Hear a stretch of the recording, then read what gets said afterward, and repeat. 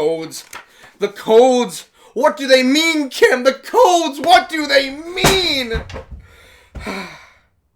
We're talking about Kim today. That's right, we're talking about Mihn Young Kim, the original commander of Delta Squad in the original Gears of War game. Mihn Young Kim, he is the one that originally led Delta, just as we said. He's also the one that we originally brought up to when it comes to like people that we are following in a squad. We don't normally follow anyone because normally in Gears of War, we're in charge. Aside from the first portion we have in the first Gears of War, normally Marcus is leading or Kate or JD, they're on their own adventures. Baird, he was leading his squad for Kilo. We have all these characters that are normally in charge. Gabe was leading his group, but this is one of the only times we see where there's someone that's leading us, and we have that also in Shadow of Rom. Not really happens too often, but that's Kim's role, and basically he's made to die so that we're able to take over. But we're here to talk about Kim, just talk about him as a character, go over his story, and kind of just cover the last member of Zeta that we have, and then moving on to our final character. One more little shout out before we begin the video. Shirts are currently on sale. I am wearing my worn out, faded, original temporary template that was given to me for how the designs would look. If you want to buy your own shirt, a fancy new looking one, in the description we have the store. You can go ahead and take a look at what we got. Never hurts to take a gander and see what you like. Anyway, back to Kim. We start the story talking about Kim when he first ever appeared, basically, chronologically, because if we go by release, that was the first Gears of War, but we have some information on him beforehand. Nothing involving his childhood or growing up. The only thing we know for a fact is that he was born and raised in Ephyra. Now, anyone who's watched my previous videos, you know that I always get Ephyra, Jacinto, and Tyrus mixed up constantly. So I'm going to lay it out right here so I personally have it in order for the future. So, Tyrus is the country. It is the main country of the COG. There are other countries a part of it, but Tyrus is what we're looking at. Ephyra was the original, capital of Tyrus. That was the main big city. That was attacked by the Locust, and they had to leave that area. Jacinto being next door to it on the Jacinto Plateau, it was harder for the Locust to get to, so that is where we ended up having everyone going to. Jacinto became the new capital, Ephyra being the previous one, but that was the main city for the longest time. That is where Kim was born and raised. He enlisted and joined the COG. Now, as far as we can tell by the rank he has when we first see him, which was a corporal, which we're going to get to ranks, that very heavily plays a role in the Kim story. We basically have it where he is a corporal, which means he's moved up the ranks a little bit. I would assume he fought during the Pendulum Wars also, but it's never confirmed if he was or not. But I'm going to assume it was, since between that and the Locust War it was 6 weeks. I don't think someone can just jump to corporal within 6 weeks of joining the COG. So he basically probably fought in the Pendulum Wars right towards the very end of everything. That's where he has his current rank. And speaking of the first time, we have Hoffman's memories from Gears of War 4 we jump into, which was Emergence Day. He was there with Hoffman during that time. Actually, Kim was with his squad during Emergence Day, and they were basically going through the streets, defending themselves and fighting off locusts that appeared. And this is also where we have basically Hoffman and Anya, which are in civilian armored vehicles, are trying to get their way out. And Kim gets a hold of him hey, you gotta change direction. No, meet at the House of Sovereigns or something. I don't remember if it was him or if it was Hoffman, but they decided the House of Sovereigns, we'll meet you there and we'll support cover for you. That's where they all meet, and that's where we have Anya and Hoffman. They have to make their way into the House of Sovereigns. While they're going in, Kim goes with them, and he tells them that he has the codes. The man has the codes to get into every building and do everything in the Gears of War universe. If there are nuclear codes, I can guarantee he's got those. If there are codes that will get your parents back together after divorce, I'm certain he's got those. The man has codes for everything, all right? We're going to learn. He has the codes. Keep that in mind. But they go inside, and he leaves his squad to fight on the outside and deal with everything as the battle goes on. Kim does make it out alive during all this, along with Hoffman and Anya. The rest of his squad does die here, though, and this was all during E-Day. From this event, we actually jump forward 9 years, and we are now over in Alima for the evacuation of Alima. He is the leader of Zeta. He has now also moved up to a lieutenant. Again, keep the rankings in mind, corporal to lieutenant. Keep that in mind. We're going to get to that when we talk about the in-between from some of the story in Alima to the main game when we meet him in Gears of War. But we meet him here, and he is a part of Zeta, and their job is to help evacuate the civilians. He is in charge. He is a very by-the-book character, we learn. He is very focused on the mission and what the COG wants. It's always been this way, and that's how he wants it. He sees the COG as always being just and right, and the decisions that go against the COG just don't make sense to him. They don't like register in his mind. What the cog says goes. Period. Very few exceptions, which we're going to talk to as we go through the story. While they're getting evacuations going, they're getting people out, they're checking to see what the situation is. He learns from Valera that almost everyone is loaded and getting out of there. The locusts do attack at their evacuation site. They are able to hold them off long enough where they're able to wipe them out, and they are resent out from there to go and find Echo. Now, Echo is another squad that is in the town that is also doing evacuations. They are towards the bank. They get on comms mostly. It's always Kim that'll be on comms, and this is where we get Walker. Now, Walker we don't really talk about much about in the Zeta story just because Walker doesn't play an integral role. She's the person on the other side of comms, but Kim does talk to her a lot. A lot of things involving Kim do involve his comm situation when it comes to why they haven't left the city or why they are going for evacuations. So he talks to Waller, and Waller tells him you need to go assist Echo. They head to Echo. On the way, they come across things like, they come across a Brumach, and they see the hammer firings that are going off, and they slowly make their way there. As they get there, they are able to make it while Echo is still fighting. Echo holds on for a while, but they do die. Echo passes away while they hold off the rest of the bank. They then go through and they look into the bank for survivors. Kim leads them, saying if they were saving anyone, they're going to be in the bank. So they make their way into the bank to go and see if there's any survivors. While they're going through the bank, they're slowly making their way to the lower levels. They know underground is where the locusts will be more prevalent than above ground. So they make it to the underground, to the vaults. They find one survivor down there, a character by the name of Jace Stratton, which Kim helps out. They save, they get him out of there. Valera mostly takes it upon herself to watch over him. It should be talked about right here how Kim views civilians in general. So Kim is even though he's by the book, he does care a lot. He cares about civilians and he cares about his crew or his squad or his people. He cares about them. So when he comes across Jace, he does care. Jace is a civilian. Jace needs to be evacuated. He sees himself as a part of the cog. I, as the cog, am assisting you. We do what we can for our people. I am assisting our people. He sees that as himself when it comes to the cog. And he views the cog basically as that. He says later on, the cog does what it does for its people. He's doing that. There's very few times he will ever disobey orders or go out of his way. Civilians and rescue is one of the only times he will ever do that. So going to assist Jace, he would easily do that even if he was told not to do it. So he never really shows it a lot, but you do understand that, hey, I'm in charge. Yeah, you guys want to go save Jace? We're going to go save Jace. That's what we're going to do. Once they retrieve Jace and they promise they're going to get him out and evacuated, they do start to make their way out for evacuation. This involves going through. They have to fight through locusts. And while they're going, they are slowly learning that Jace is telling them about other survivors, other people that need to be saved, and about the people over at the school, like his father figure, the person in charge of the orphanage, and also the principal of the school, Dr. Wisen. During all of this, they do promise, hey, we're going to go and look. We promised, but we need to get you to evac. So they're slowly making their way to where they have to bring Jace. While they are heading there, they do learn that Rom has been spotted throughout the city. They understand that this isn't any normal Krill storm. I should also preference that this isn't the first they've ever seen. Krill storms have existed. It's just this is a city-wide sized one. And they learn that Rom is also in the vicinity. This is very big news because Rom is the general of the Locust army. They understand, like, okay, to have the general come out just to wipe out a whole city with the Krill, this is a big thing. Like, something you don't mess with. Like, we need to get out now. There is no, like, we can fight the Krill storm. It is coming. We don't have a chance.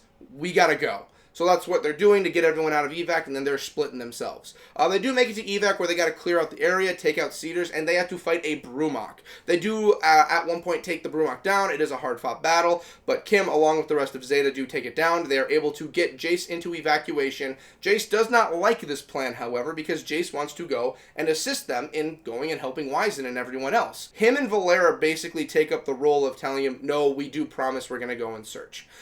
Kim is the one leading, and he says, yes, that is our next thing we're doing. He gets on comms with Walker to tell him, hey, we are going to go and check out the high school. What was the last known information about it? Was it an evac zone? Is there anything we should know? Was there COG forces there? Anything like that? And Walker does tell him, like, yes, the COG were actually there to help with evac. It has gone dead quiet, though. We have no information about what is going on over at the high school, except that there was an evacuation point that was placed there. We don't know the situation. That's where Kim says, okay, we are going to go and we're going to check things out. As the Krill storm is getting heavier and denser, it is important to also note that they are on a time frame. Like, they don't have a lot of time to go and do a lot of the things they're doing. They're going to different parts of a city. That takes time to go and do. And multiple times, this is one of those parts where, remember this portion, remember rank, remember the fact of of how Kim sees about he would defy orders to go help civilians. He is told multiple times, this being one of the first, to pull back, to leave, do not go. And he says, I'm going to go and search for survivors. I am taking Zeta to go check. Like I said, corporal to lieutenant. Remember that he will go and help civilians. He is already disobeying orders. Keep that in your mind. I will bring it up every time. This is one of those moments. So they go there and they're fighting their way in, and they finally get inside and they're traversing throughout the school, where Kim sees a lot of stuff he states. Like, one thing he's disappointed to see is a school that's empty is one thing that he says is not something he enjoys to see. Like I said, he's a very by-the-books kind of person. You get the idea that if he was in high school, he would be like the jockey nerd cliche that you see in some horror movies. Like, he's the very strong, beefy guy in like the football team, but outside in high school, he's probably wearing a sweater vest. That's the kind of character I get from Kim. That was probably how he was in high school. Someone somewhere draw that picture, and I think it would be the funniest thing in the world. But they do get in there, and they hear throughout the speakers Wiseman is telling them, not just them, but it's just a wide broadcasted one throughout the building. For anyone who's evacuating, make your way to the principal's office, and we're going to find a place to place you to get you evacuated. So their first go-to is the principal's office, where the PA system is telling them. They go through, they fight their way through. They do have to go through a lot of wretches. They go through some locusts. They do make it to the principal's office. They listen to the recording. There's more to it. They learn that, oh, by the way, anyone who's coming here, change of plans. We're all going to the gymnasium. Once everyone's at the gymnasium, we're going to pile on over to the orphanage. That's the plan. And then they decide, well, okay, well, this is the plan. We have to follow what the message is telling us. Zeta, let's go and check out the gymnasium, since that's the next place it's saying for us to go to. They slowly make their way to the gymnasium. Again, they have to fight their way a little bit, but they do make it there, fighting off centipedes, tickers, all the fun stuff, really. They do make it to the gymnasium. On the way, though, there are a few other stops they make. They have to traverse not only the enemies, but the building itself. There's a lot of debris and pileup everywhere, so they have to go through classrooms or different areas other than the hallways. One of those rooms they come across is a classroom. Inside the classroom are a lot of just dead, the people who are getting evacuated, people who didn't make it. There's death everywhere, and it is a horror show. Mostly the ones that take it the hardest are Valera, and Kim does take it hard. Like, Kim does really take it hard. He doesn't really show it that much because, again, he's going by the book. The cog. Barrack gets angrily emotionally about it, and Ty is very spiritual. He says, life and death. That, if you watch Ty's video, you get it. Like, he's just spiritual. That's just how he is. When it comes to Kim in this situation, this is where we have Kim and Barrack. They've talked to each other already back and forth, but this is where we get the biggest headbutt out of both of them, and that comes out of the idea of the cog doing what it can, or the cog doing what it could. So you need to understand with how the cog operates. It operates on the government. The government is number one. The people do what they can for the government. We do what they can for the people. It's different from how you have it in, like, our society. And I'm American, so from America, like, the idea that's always stated is, like, the government is helping the people. That's kind of like how there's a lot more to it, trust me. Politically wise, there's a lot more than just that. But just a very boiled down consensus thing of it is, the government, the people vote you in because you are helping the people. That's how it goes. That is not the case in the cog. In the cog, the government's not doing what it can for the people. It really is the people doing what they can for the government. Whatever the cog says goes. Period. That's just how it is. And that's just the ruling of it. Like, I've talked before about, like, when it comes to good and bad guys, when it comes to, like, the cog. Like, when it came to, like, the Pendulum Wars, there was no good or bad side. It's just they were both... People just wanted emotion. That's how it was. If you had to look at the sides and how their political systems are structured, if you looked at them compared to the Grozny, you really would probably say, hey, the Grozny, like, are making a lot more political sense that makes sense to us than the cog. That's just what I'm going to say. I'm not going to jump into politics here. This is not the place for it. We'll do that on a COG and UIR video someday. Kim very fully believes in how the COG sees it. The COG does what it can. And Barrack does not like that. Barrack sees that as the COG. They're doing what they can. The COG, when they decided to drop the hammers, did they do what they could for the people? When the COG took my home, did they do what they could for their people? When I was at my lowest and they gave me a gun to go and fight, were they doing what they could for their people? No, they weren't.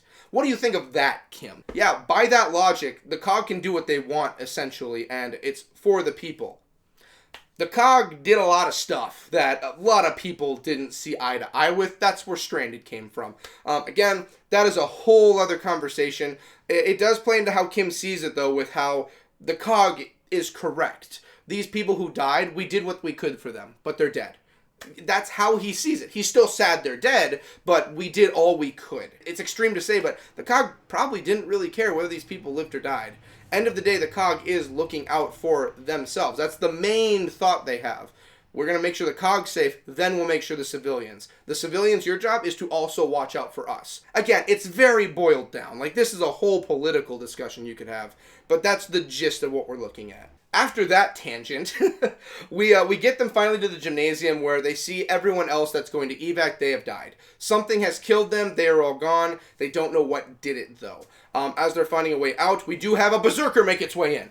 And the berserker itself is always a challenge. It's always a very scary thing. If you've ever played the first Gears, it made me dribble in my pants a little bit as a child, but I'm still here with us now. They fight it off. They're able to get out of the gymnasium. It follows them through. They are able to kill it finally by using explosions to burn it, where they're able to finally soften up its hide where they can make contact. And they do defeat the berserker, and they finally get out of there. They look at the sky, though. They see that it's just covered. The krill are here. The krill are causing problems, and they're like, we need to hurry. As they get out, they are making their way next to the orphanage. Kim tries to get a hold of comms. He is not getting anything. It's completely dead, which means one thing could be causing it. Cedars are very much in the area. There's a good amount of them, and they are seeding the sky. So they go, and their main thought is, okay, let's go to City Hall. We're going to try and retake City Hall. They learn that in City Hall, there is a mobile drop, basically, for a Hammer of Dawn, which is basically like, it's a stationary hammer strike that you hold on to. You can aim in camera from what they're seeing from space, and you can drop the hammers from there.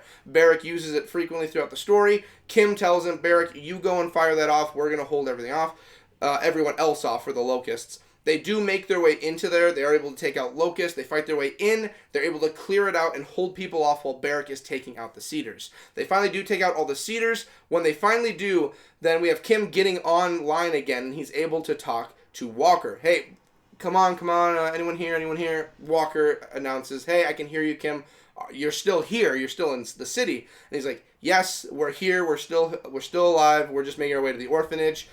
Walker very, passive-aggressively. It's funny as ever. She just says it like, was that you that just did an unauthorized Hammer of Dawn strike? Yes, that was us. Don't worry. We're alive and safe. We had to do it. What are you doing in the city still? You need to leave. You're the last ones here. You have to evacuate. And as we've talked about with Kim, can't do that. We got to go to the orphanage, get some people out. If you are going to pick us up, if you are going to get us out of this city, you're going to do it at the orphanage. That's where we'll meet you when I call you. It's a very passive-aggressive fight, which is weird because you've never seen Kim argue orders until now. And he's just like, if they want to come and get us, they can come and get us over at the orphanage. Again, unauthorized hammer strikes have been fired. We have the situation where he has now gone against orders a second time. And he tells them, we are still going to the orphanage and we are still saving them. They leave City Hall and they start making their way there. They come to the construction site now. Okay, I always talk about how I skip the construction site just because of the fact that there's not really much to talk about. They're just going there to fight through to get to the orphanage. It's the in-between. There's not a lot of story or anything. It's just we have to get through the construction site. I will shorten it up right here. They have to go through the construction site. There are 20 minutes left before the skies are just gone, and it's Krill Central. And they decide they're going to do it. While they are going there, they do have a moment. I will say this because it plays into Kim's story. It plays into his stuff. The only time I really mention the construction yard because there's nothing there. While they are heading there, Valera does thank Kim for, hey, I know you don't have to do it, but thank you for going and helping them at the orphanage. Thank you for helping Jace. And he also has a back and forth again with Barrick here. Very minimal, but basically Barrick just poking at him, just like, hey, it's against Cog Reg, but are we able to use this crane to clear the way? Just wanted to check with you. And he basically tells Barrick to shove it. They do make their way over to the orphanage. Once they arrive, they are able to see that Dr. Wiseman is there. He's basically waving them down. He's very chill for the fact that in 20 minutes they're all going to be dead, but he takes it very chill. So he waves them down. They do arrive there. They do call for the evac to come. With the evac, Jace is also still with the evac. So Jace steps out, sees that Wiseman is fine. His father figures all right. Everyone else is looking okay. They announce announce that, okay, we're going to start getting everyone out of here. We don't have a lot of time. Boom, we're leaving. Let's get going. Once they say that, then it comes down to the Locusts are finally appearing. The Locusts have now come to this area. They were already basically around, but they haven't come here that often. They now know that, okay, there are still survivors here. We're going to wipe them out. And during this fight, everyone's holding everybody off, making sure that the survivors are fine, getting them back in the building. This is when, behind everyone, out comes General Rom from the back. Rom, again, he's been in the background this entire time, fighting his own battles. He has now also made it to the orphanage. And this is where he comes across Jace. He almost kills Jace. He's holding Jace ready to kill him. Valera steps in and tries taking him down. Valera dies from a knife right through the stomach and chest, as we've already talked about with her video. And Valera is done. She is dead. Once this happens, everyone else notices. The other 3 squad mates for Ty, Barrick, and Kim, they all turn around and unleash on Rom. Now, Rom is a pretty hefty guy. Rom can take a few hits and he's fine. And he's deflecting bullets. But the problem is, you got 3 Lancers unloading to you. I, too, would agree. Hey, maybe we stop that. So, he gets out of there while the entire fight's going on. Essentially, they end up separated because of the bridge, so they have to make their way back around the long way in order to get back to the orphanage. While they're trying to make their way back, Kim has also tried to get a hold of Walker to say, hey, we need an air pickup, we need to get out of here. Walker says they can do it, but it is going to take some time. They can't just, it's not going to be there for a while, and it's very dangerous. So he says, okay, we're going to make our way back to the orphanage, we're going to get the survivors out of here, and this is going to be our last shot for getting out of the city. While they're making their way around, they come across many, many locusts. Like, the place has become heavy. They come across elite maulers that Rom came with. They come across the unidentified Theron that can control the krill. They have to fight their way through all of this, and they are just making their way through. It is a gauntlet, but they finally make their way back. Rom also reappears here, and now it is a 4-on-1 with Rom. Jace has joined them at this point, and he is fighting with them, and it is a battle. And they actually, they honestly, they do it. They don't kill Rom, but they're able to get him out of there. They're able to damage his Reaver, damage him, and he ends up crashing in the distance and ends up badly damaging his leg at that moment. So at that moment, it's like, okay, we actually have a moment. Like, General Rom is down. We need to leave. So Kim finally takes control. Well, he's had control this whole time, but he reestablishes to everyone, okay, Barrick, Ty, get everyone up, get evacuation going, start moving now, get them all set. Barrick and Ty head off. They're getting everyone up to the rooftop of a nearby building so they can be picked up for air evac.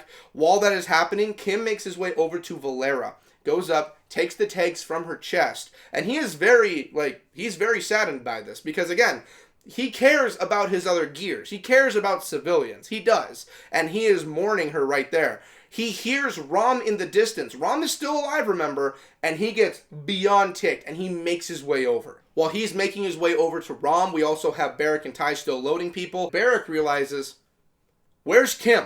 Kim's not here, and he looks over the side of the building that's overlooking where Rom is in the distance, and he sees Kim heading there, and he's like, God damn it! And he has to go down there, and he has to go and get Kim and get him back up here. Again, Krillstorm's about to hit. He's got to go down, go over there, get him, get back up. They got to do all this before the Krillstorm hits. And he's like, God damn it. So he goes and he gets there. Kim is almost up to Rom. He's actually making his way. Rom sees him coming. Rom's just covered behind him with fire. He's damaged. Rom is extremely pissed. Kim is extremely pissed, and these two go at each other. Kim starts trying to make his way in, but gets pushed off by the krill shield that Rom throws up, and Kim starts pushing his way through the shield. You can see, like, cuts hitting him, his armor's getting hit, and he's pushing his way through to take out Rom. And I have brought this up many times. I made a Kim and Rom discussion video. I've talked about this before in live streams. I'll talk about it again right here. Could Kim have actually finished off Rom then and there? That's the real question for everyone. Could he have actually done it? My answer is no. I think if he would have kept going, because we see as Barrick gets there to get him out, like, hey, today's not the day, we gotta go. He shoots the goddamn krill blast, okay? If Kim was there, okay, and he was, do I think he can make it through the krill shield? Yes, I do. But if he gets hit with that, he's dead. There's no getting around it. He's gone. There's nothing left. Yes, the krill blast happened after they were leaving, but if Kim would have kept going, he would have gotten hit and died. So I do believe that Kim wouldn't have won, but I give him points for at least trying to kill General Flippin' Rom. Not a lot of people have done that, and he certainly got close, let me tell you that. Barrick is able to get him back to the rooftop. Once they're up there, they all load on. The Raven actually does make it out. The last little hole that's left up there, they fly through, and they escape the Krill Storm. Barrick and Ty are having their moment, and Kim's kind of just looking off into Alima. What I always gather from that is he's still very saddened, like, General Rom's alive, Valera's dead. At what cost do we save these survivors? And he knows it was worth it to save them, but he's just like, we lost so much. We lost so much, but at least people get to live. And that brings us into the intermediate period between the Shadow of Rom and the original Gears of War. Now, in between this time, we're looking at about 3 to 4 years are currently going on. So, I've brought it up to everyone. He's gone against orders. He's used hammer strikes without permission. He has been going through Alima to save just some survivors. The COG didn't take that news well. They didn't like that. So, he went from corporal to lieutenant. We see him again in Gears of War as a lieutenant, but there's a little difference. So, a lot of people have talked about it. There's been a lot of evidence of showing this. He was quote-unquote demoted. So, not demoted by rank, but basically how it was always gathered, how people have always seen it, is that when he finished up with the Alima mission, he was taken off of Zeta. He was moved off Zeta. So when he was put in charge of Delta. At the time, at least by what it's been shown, Delta was not seen as like a high-end crazy team like Zeta or any of the other ones he might have been a part of. They basically put him in charge of a squad to kind of put him away from the front lines, put him away from the action. And he took it really hard, because that's what he liked doing. He liked being on the field with his people. Delta, as we see, even in Gears of War, they aren't doing anything crazy. Like, they aren't the ones with the resonator. They are not the ones doing it originally. His job, basically, was to go find Alpha and see what's going on with them in the resonator. And if Alpha was disposed of, get the resonator and continue the mission. Alpha was in charge of dealing with the light mass bomb situation, with the resonator and all that. That was Alpha. Delta was sent to go and check in on them. The original team was Kim, Dom, and also Carmine. Anthony, to be precise. Like, the team, aside from Dom, wasn't really that big of a shape-up of, like, this is our elite special ops going in. No, he wasn't in charge of, like, the big heavy duty. Because, again, disobeying orders, shooting out hammer strikes. I take it the COG, the government, was not a big fan of that. Going from there, we go into the original Gears of War, 14 years AE. This is actually where we get a little bit, and I mean a little bit, of Kim in the books. I mean, in the slab, I searched his name, I looked it up, I've got the book right here. His name is mentioned less than a dozen times. He's in very few of anything. Basically, the only reason he's in there is because the slab leads directly into the first Gears of War, and it just tells us, like, okay, why was Kim, from everything we know about him, chill with going and getting Marcus out of prison? And the reason was because of Dom. Dom basically convinced Kim. Hoffman was also a part of this. Hoffman basically wasn't going to say anything if Dom went and got him. But basically he was able to get Kim to understand it by saying, hey, I have very high faith in this individual. It is very hard to find very, like, well-trained, very elite soldiers nowadays. Like, there's not a lot of us anymore. Marcus, however, is a very specially trained, elite, deadly, like, very, very good gear. Like, if we went and got him, it is worth our time to bring him with. And Kim basically saw it as, like, you know what? Yes, he's a criminal, desertion. I don't really care for anyone who goes against the COG, but you got a point. Okay. Let's go get him, because obviously we're going to need someone who is, like, well-trained. Like, even if Hoffman hates it, which, again, Hoffman was all on board for it. He was on board. He was going to turn the other way if Dom did it. That's what it was. He said, if Hoffman's down for it, fine. Let's get him out of there. So we basically have it that he's on the Raven that's with Anthony, and they're the ones that are picking up Dom and Marcus once they escape the prison. So he's there basically as saying, like, okay, it's time to go. Let's get going. And they get them. While they're on the helicopter, basically it's welcome to Delta. Here's everyone here. You already know Dom. I'm Kim. That's Anthony. And they're going over to Emery Square, where they are going to go and meet up with Hoffman and get the debriefing for the mission. Once they make it, they talk with Hoffman. Hoffman automatically doesn't like to see Marcus, but he is somewhat happy to see Kim.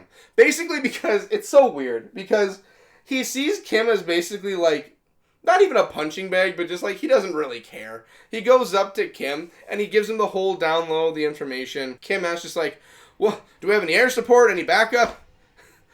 You are the support, son. You're the one going in. Like, that's your job. What? You think someone's going to be covering you? You're the one going to cover Alpha. That's your job. And Kim he's saying like, what? And so they go, and you just never really hold much respect for him the entire game. I mean, I feel bad because am I the only one? Okay, side tangent quick, but you'll understand where we're going. We'll get back to the story. Did anyone really truly like Kim? Like, let that sit for a moment. Like, honestly. Okay, side story, we'll get back to it. So, I remember when I first got into the Gears of War scene. I started with 2, and then I worked my way up through 3, then I played the first one. That's just how I came across the games. So, I played through 2.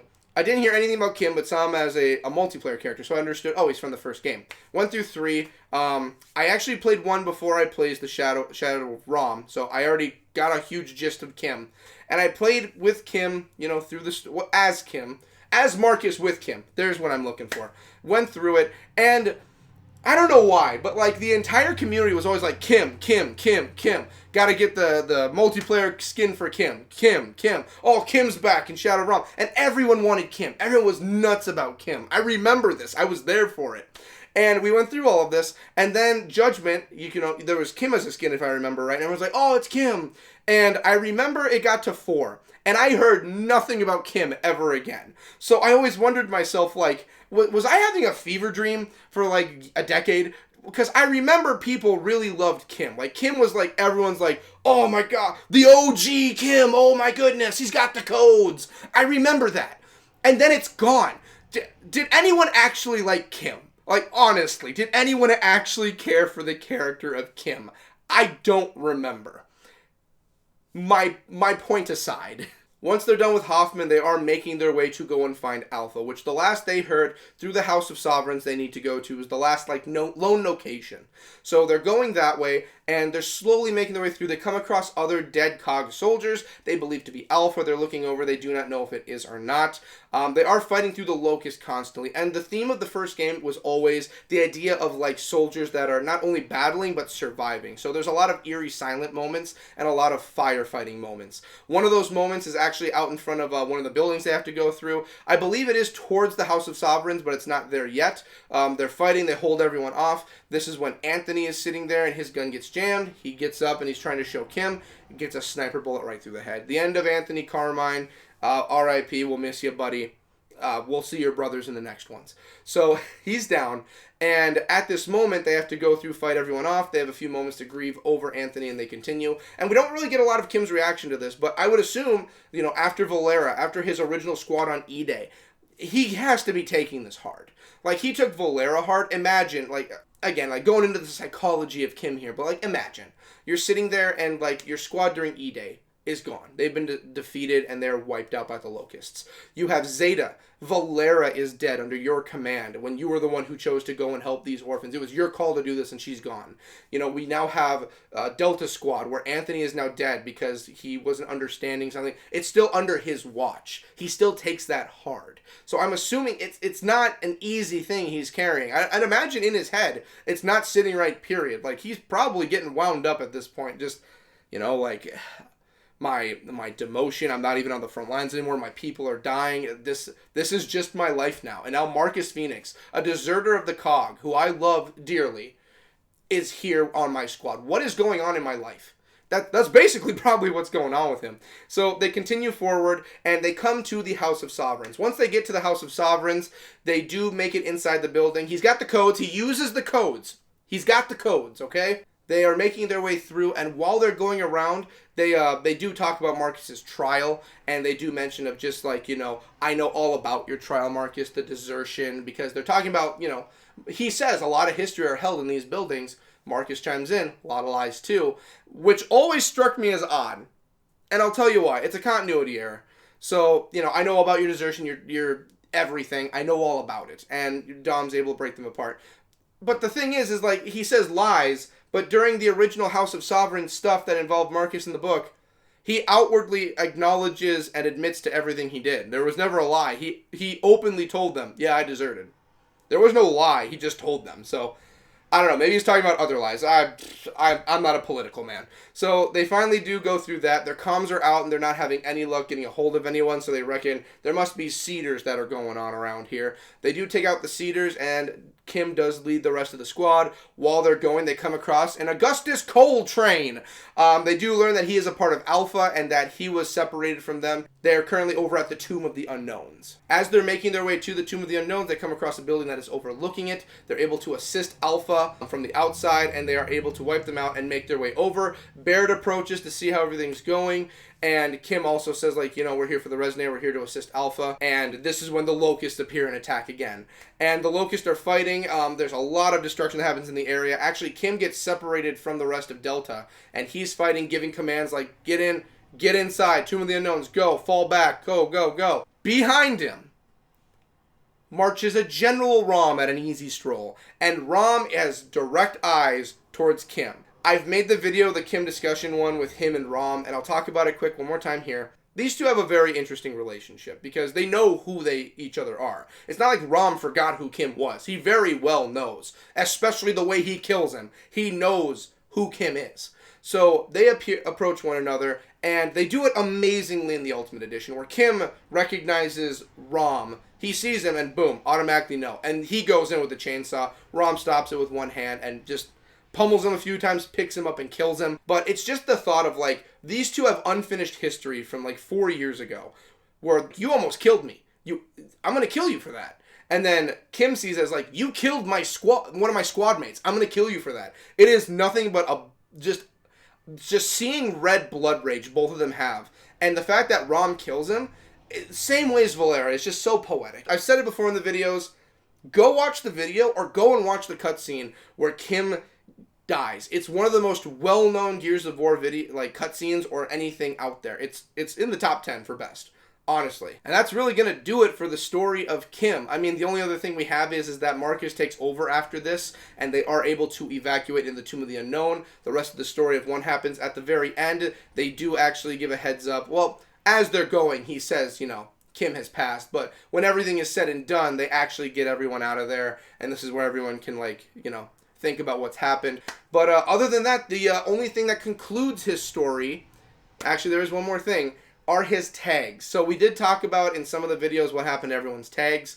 Kim's tags are actually picked up 27 years later. So 3 years we have between 14 and 17 AE, the end of the third game, and then we also have it where 25 years later, after the Year of Peace, the Swarm come back up and Kate's around. Kate does find his tags outside where the House of Sovereigns was. They're impaled on a piece of concrete with a bayonet, and it's his cog tags that are hanging off of there. Once they're retrieved, they are brought back over to the memorial wall and placed there, along with the rest of Zeta's items. So he is back there with Zeta. And also on the wall, his name is already there with the rest of Zeta. So he was the second to last member of Zeta to actually put... No, wait. He was the second member of Zeta to pass, because Barrick died after the events of the first Gears of War game. So Kim, it went Valera, Kim, Barrick, and Ty. That was the order. So, you know, Kim lasted a long time in between Valera, don't get me wrong, but much like all of Zeta, he had to succumb to it sooner or later. The Grim Reaper was watching. The Squad of Death was there. And that was the end. There's not really much else to cover. Like, he's a very cut and dry character. What you see is what you get in the story. He is by the book. He very much cares for the cog. He does not care for those who go against the cog. He hates the Locust like everyone else. That's really it. So that's going to do the original 4 members of Zeta. Well, again, shirts are on sale over at the store. You can look at the link below. And finally, we will cover the last member of the Zeta discussion series in the coming next character discussion. And if you know all 4 of the members, who's the 5th, you can probably take a guess. I'll give you a hint right now. He was not an official member, but he was there during Alima. It's Jace. Alrighty, well, I want to thank you all for watching. Thank you all for making this possible. Thank the patrons for making this possible. I'll see you on the next one. Later!